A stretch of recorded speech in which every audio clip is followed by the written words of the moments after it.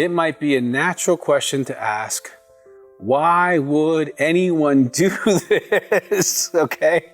It's the questions many women have asked me over decades from many countries.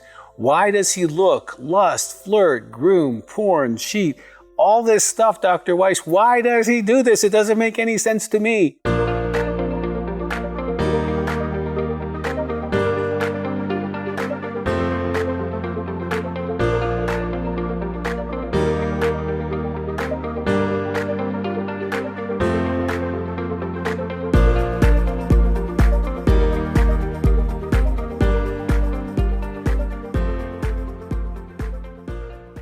In this session, I want to go through a few reasons thousands of men have told me why they sexualize other people and why this poor behavior is in their life. Now, I'm not making excuses for anyone. I started this tape with taking full responsibility. I do, however, want to acknowledge that there are things that the soul has to manage and sometimes chooses sexualization and fantasy and pornography as a way to medicate, not justifying it in any way or minimizing the responsibility. I think I've been pretty strong on this so far, but I want to also be compassionate. And many of the things I'm talking about, I've been through. I had to work through, and me working through them freed my soul enough to not need to be medicated, to not want to medicate, to not want to lust, to not need someone's affirmation that I'm okay, whether it was fantasy, image, or real. So let's talk about these, and we're going to go through these relatively quickly, but I want to acknowledge and validate these, okay? Abuse, number one. That could be physical abuse, being hit, emotional abuse, being told you're not good enough, or even worse, emotional neglect, not having your dad say anything to you. A lot of men I work with have a dad wound, and it's not the beat up and you're awful dad, it's the he wasn't there. He didn't show up. He didn't teach me anything, dad. Okay, sexual abuse. Definitely, if you've been sexually abused, 80% of the people who have sexual addictions are sexual abuse survivors. And so they were sexualized and they continue to sexualize themselves and others as a way of coping. Number two, we talked about conditioning, the sex and the brain piece we talked about. Number three, sexual addiction. This is where the person actually hijacks the sexual template and attaches it to an image or a thing through the high amount of repetition. And actually their sexuality connects to that. Their sexuality actually connects to that and draws them to want to do that again and again and again. Okay? Number four, medicating. This can be a past issue or a present issue, dealing with stress in their lives, not being emotionally mature enough to deal with stuff. And so they use sexualization, they use acting out as a way of coping. Number five, escaping, just purely escaping the responsibility of life. Instead of stopping at the bar and having a beer, they go cruise and look for someone to look at. They stop at a place to get some attention. They go into porn or fantasy, or they use their cell phone and they get into all kinds of Facebook stuff. And let's just be really honest, all that Facebook, Twitter, Instagram, and all the future social medias, most of them are porn stores. You just have to be straight up honest about that. But they'll escape into those things. Number six, compensating. It is common for a man to, if he feels inadequate, to create a world where he is adequate. And most of this is fantasy, where the other person loves, wants, adores, worships them, and thinks they're great without having to do anything to actually earn that. So they compensate. Number seven, false connection. Because of their lack of intimacy in the real world, they find it easier to have intimacy with an object world, a fantasy world, a porn world, okay, a world that doesn't exist. Because there's no risk. There's no being called out. There's no being called up. Okay? There's no accountability in that world, as there would be in an intimate relationship with a real person.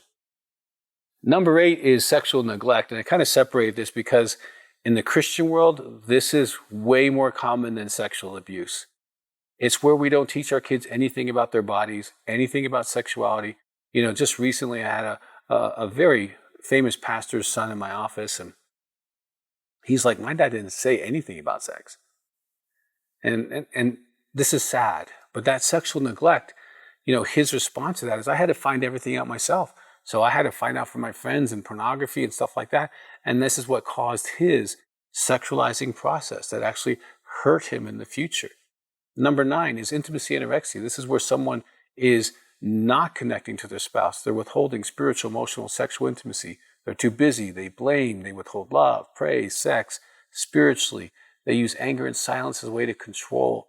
This person has intimacy anorexia, and oftentimes they are using the sexualized world as a way to escape, okay, because they're not doing the intimacy work with their spouse. They're not connecting. So that could also be something that could start and maintain a sexualizing lifestyle. Now, any one or any combination of these can be a reason that starts the sexualization or maintains the sexualization lifestyle. Also, any one of these can be healed. And I haven't even talked about the mood disorders like depression or bipolar, or someone who actually is medicating a physiological issue with sexualizing our sexual behaviors. And this can be another reason that instigates or is maintaining that process. And if that is so, that can also be healed. And it's really important that when you're talking to someone about this, and you're going to a counselor and a Christian counselor, let me be straight up honest. Most of them have zero training in sexual addiction, in these issues, even though they say on their website they deal with this. See if they're certified by someone. A lot of our counselors are certified through ASAT, aasat.org. Those people have really been trained through this stuff, okay? Don't go to someone who just kind of does this on the side, but they deal with all kinds of other stuff. You want someone who specializes in this to get some healing from. So I would encourage you, if you're going to go through that process, to do that. But these are some of the reasons, and any of them can be healed.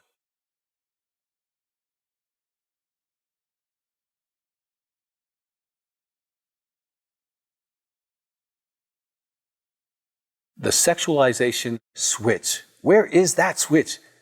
Here you are, you're a good guy, you're a Christian guy, you got the bumper sticker, Christian radio, you love God, you love your wife and your family, and life overall in most days is good. It's rather routine, and then whammo, a woman appears in your environment or in your mind, and it's like you are a different world.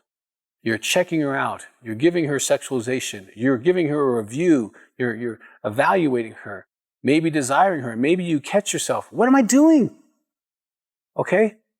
Even though we know God's heart and thoughts, and we know He sees our hearts and thoughts, we drive off the grid into some kind of sexualized state. And many of you guys know exactly what I'm talking about, and you go, what am I doing? This sexualized state is almost like an altered state of consciousness. I call it the other world, okay?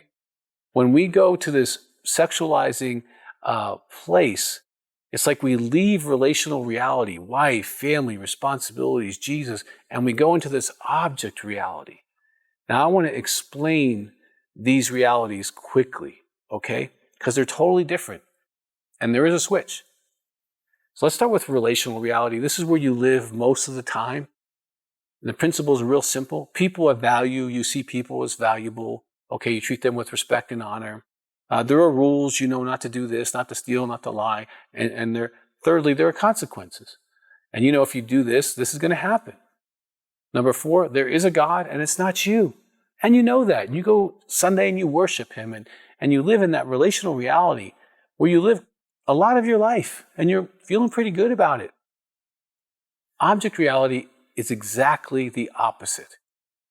Number 1, people do not have value. That is why you can sexualize them.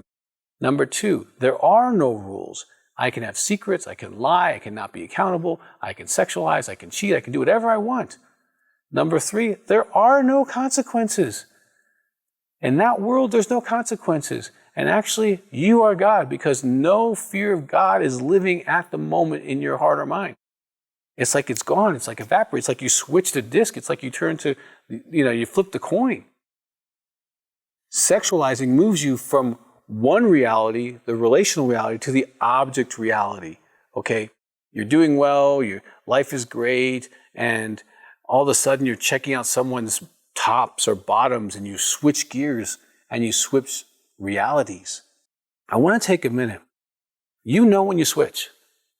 You know when you go from the faithfulness, the kindness, and that kind of guy into, whoa, let's check that out. Whoa, baby. And you move. Your values become different. And what I'm trying to show you is you actually switch the way your reality is. You actually jump into another place. And if you can get aware of that switch, you can actually switch back and get back to where you need to go. That path of shattering sexualization, that moves you back, okay? You don't want to live in object reality. You don't, because that takes you down a path that eventually can become the way you live.